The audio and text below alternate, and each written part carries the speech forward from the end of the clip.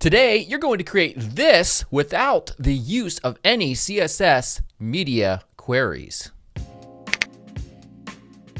Before we begin, I wanted to mention this video's sponsor, Skillshare.com, which is an online learning community for creators with over 25,000 classes in design, business, and more. So whether you want to fuel your curiosity, your creativity, or even your career, Skillshare is the perfect place to do just that. For instance, you're about to watch my tutorial on the CSS grid, but you could learn the grid from scratch by watching this course at Skillshare. Skillshare is also super affordable with an annual subscription of being less than $10 a month. But if you're one of the first 500 people to click on the link here in the description in YouTube, then you get the first 2 months 100% free. So join up. Hey everyone, what's up? Gary Simon of CourseCentral.com. So today we're going to be taking a look at the CSS grid and really just two properties of the CSS grid. And we're going to be using it to create something that you would typically think would require media queries. So we have sort of a photo gallery right here.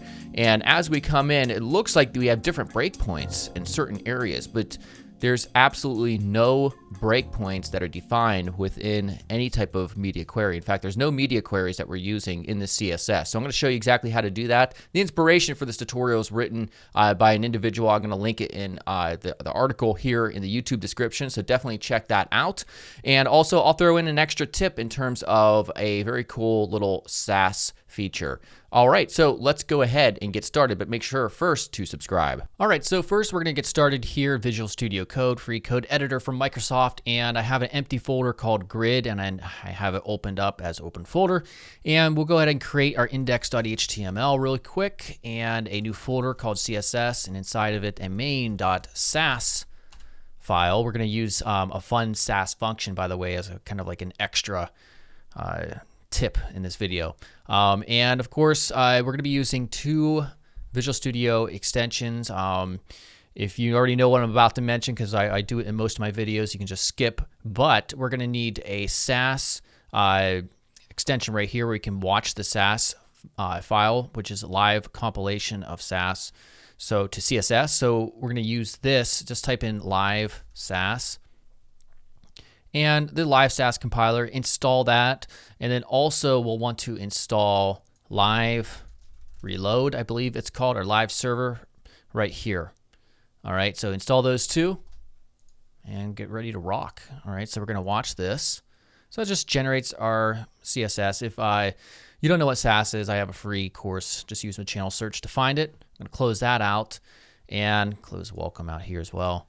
And let's get started. So quick boilerplate, exclamation point, enter, and that will give us some quick HTML. Let's type in link. We'll get our CSS folder, main.css file linked up as well.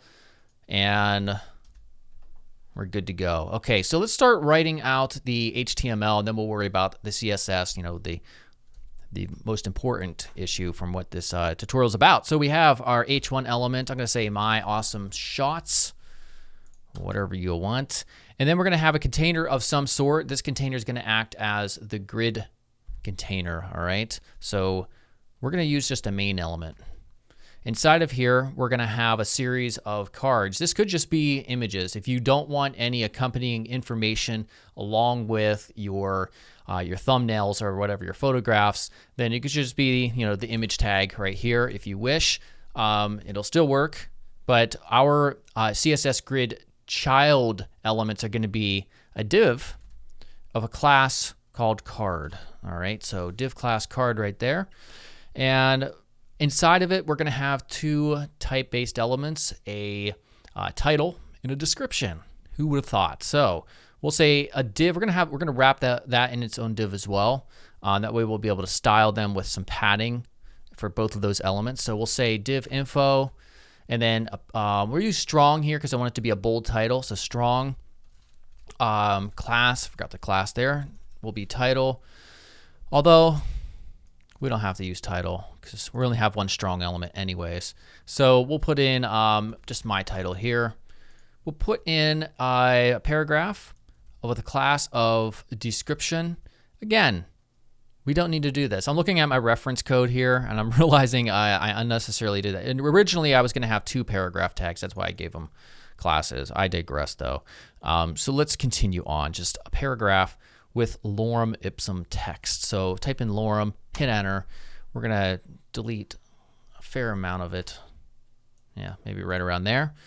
And then outside of our div class info, we're going to have our image. So our image source is going to be, I found these on Google Images. I sorted it by free to use commercially available images, all with a specific size of, I think, like 640 by 480 or something like that. I'm not going to bother with alt tags. I know I should, but I'm just lazy. And this is the card right here.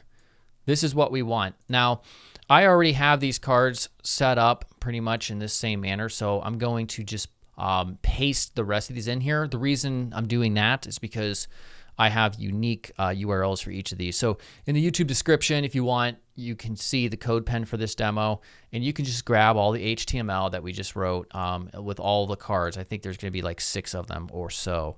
All right, so I'm going to pause and do that.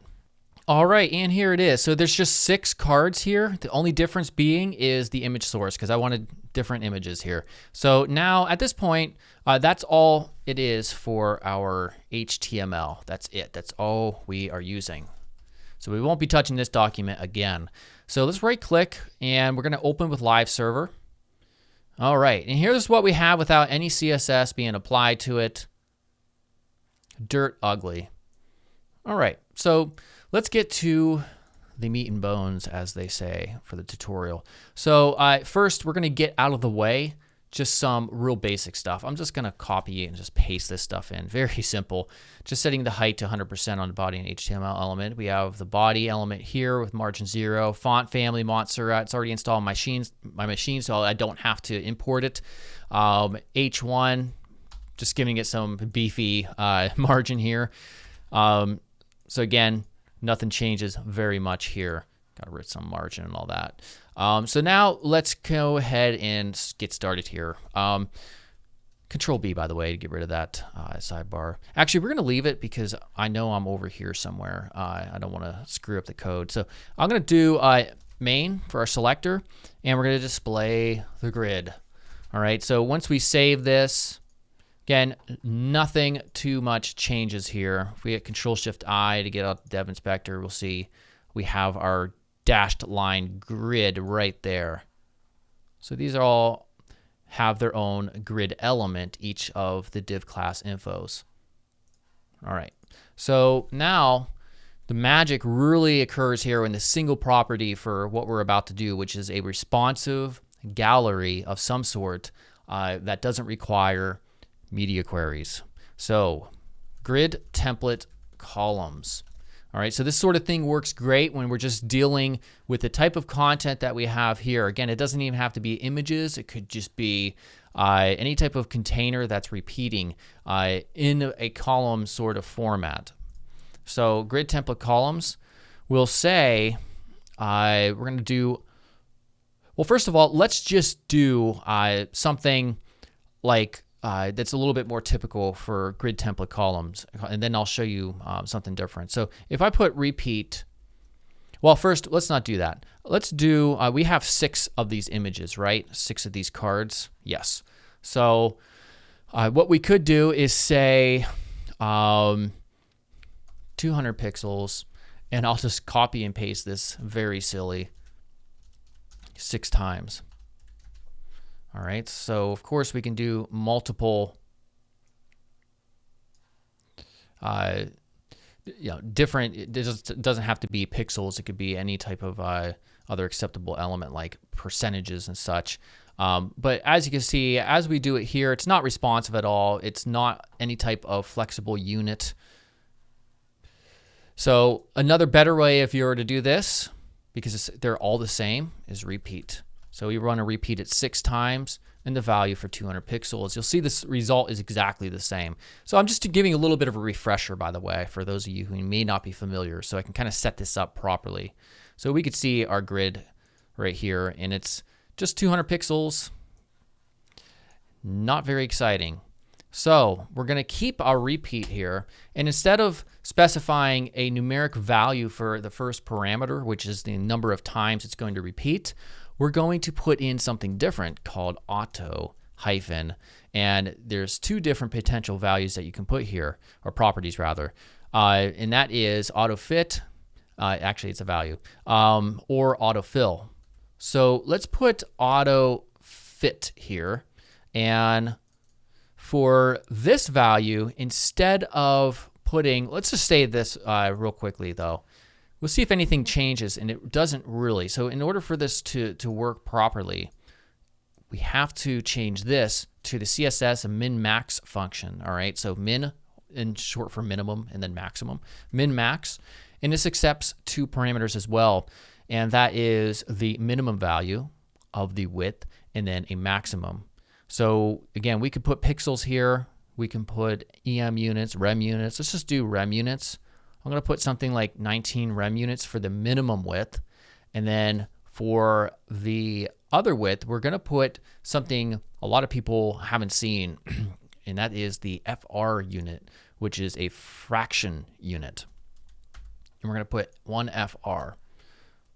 So now we see things have vastly changed. And it magically becomes quite responsive.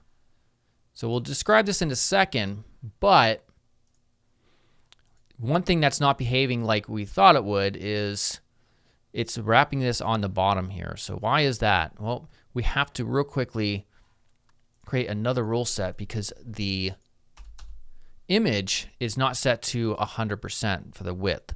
So inside of card, our image, we're going to set the width to 100%. All right, so if I double click this and expand it, we can see it goes to 100% the width here. But as we come in, we'll see it starts to fill out, and that's what determines the number of elements or the cards are going to be displayed on one row is based on this value right here. So if we turn it down maybe to 14 rem units and save, we'll see now it's showing them up because it is based on the minimum width, the minimum acceptable width for the card elements. Once we get to this smaller size right around here, which would be 14 rem units as we currently have, it's going to push off any other remaining elements onto its own new row just beneath it. And so if you want to get to the point where you're at like a mobile point or a mobile view, and by the way, this is kind of screwing up because I have so much. Let's remove that. Let's go like to 3. There we go. So if we wanted it to be set up so that we have maybe 100%, like one element per line, we can bump this up to around perhaps 19 like we had it before. And now we have one image or one card per line for a mobile view. Very, very cool stuff. So how exactly does this work? Well, first we have Autofit, and let's demonstrate the difference between Autofit and Autofill. If I put in Autofill, let's bring this back to maybe to something lower like 12. We'll see that based on the available space of the grid container, maybe we can bring this up as well to better demonstrate it. We'll see that it's only going to fill it out to the necessary space here. Now, if we put Autofit, it's going to stretch them all out to the available space as shown here. All right, so then you may be wondering, what is the FR unit for the maximum value? Well, it basically means based on the remaining available space of the grid container, that will be the maximum width. So you can learn more here at the specific page here at, well, I'll just try to remember to link this URL in the description, but it's going to tell you what Autofill and Autofit does, as well as the FR unit just underneath it right here, which is the flexible length or It represents essentially a fraction of the leftover space in the grid container. So when you understand what an FR unit is, you can then begin to experiment with changing these values up based on, the content that you have inside of it. So this is, more of like a dynamic value as opposed to hard coding like, 3 or 4 or whatever like that. So that's what makes it pretty much responsive without worrying about media queries. Well, let's go ahead and I'm going to show you just as a bonus tip. We're going to make this look a little bit better just because I'm a UI designer and front-end developer primarily, and I can't not leave it looking like this. Oh, by the way, if you want gaps between years, you can use grid gap. Put something like 1 rem unit. And the gaps will perfectly work. There's no space bars. It's accounted into the way we have this set up. Very, very cool stuff. I'm going to take it out though. So now let's do cursor pointer. And then inside of card, we're going to transition a transform property from 1 second. And we'll do like a hover. So we'll say, and hover. Transform, translate, lie. Or you could scale it if you want. We'll just do -10 pixels. When somebody hovers over it, it's going to push them up. All right. They also look like garbage because there's no white space in there. So let's fix that as well. We'll take our info and add some padding. No, not exclamation point. We'll do 1 rem. All right. And what if we wanted, this is the bonus tip for a little bit of more intermediate to advanced SAS. What if we wanted random colors to be placed, random shades perhaps, or random colors from an array that we create of colors to be placed as the background for our info section up here? How exactly would we do that? All right, so first we're going to create a variable up here.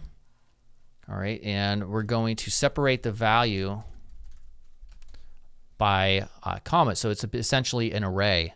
So I'm going to do I'm going to say gray at first, and I'm going to change the gray by hovering over it here in Visual Studio Code up to something lighter, so it changes to RGB values. And then I'm going to put a comma, copy this, and then paste this 6 times. All right, so now they're all the same color, but if I quickly hover over them and just change them up a little bit, maybe some lighter than others, maybe one a little bit darker. Go here to the end, change this one up as well. All right, we'll save it. Does nothing now, of course. Then we're going to iterate over these. And I'm going to say right here, at 4, that's going to be our key here, from 1 through 6. Because we know we have 6 of these cards. We're going to say, now we're going to put in our pseudo selector and nth of type. And we need to put a colon there first. Damn it, what the hell? There we go. And nth of type. And we put in the parentheses, and this is where we pass in our key, which is referenced as the I variable. The way you do this is you put the number, or the hash sign rather, our brackets, and then I inside of it. So that will say, and nth of type 1, 2, 3, 4, 5, 6. It'll create that in our main.css file. Then we can say background. We're going to use the nth function here, and accepts 2 parameters. It's going to take in our colors array essentially, and then we just pass in I for the key. So if we're lucky, we'll see it worked. Very, very cool stuff. So now if we go over to our main.css file, we will see this is what it produced, that little iteration that we did. You can see our 1, 2, 3, 4, and then our colors that we specified. Awesome, awesome, awesome stuff. All right, so hopefully you found that very useful. If so, let me know in the comments. And of course, as always, subscribe already. Click the bell notification icon so you get notified as well. And look forward to more tutorials throughout this week and also throughout the rest of the year, of course. All right, see you guys later. Goodbye.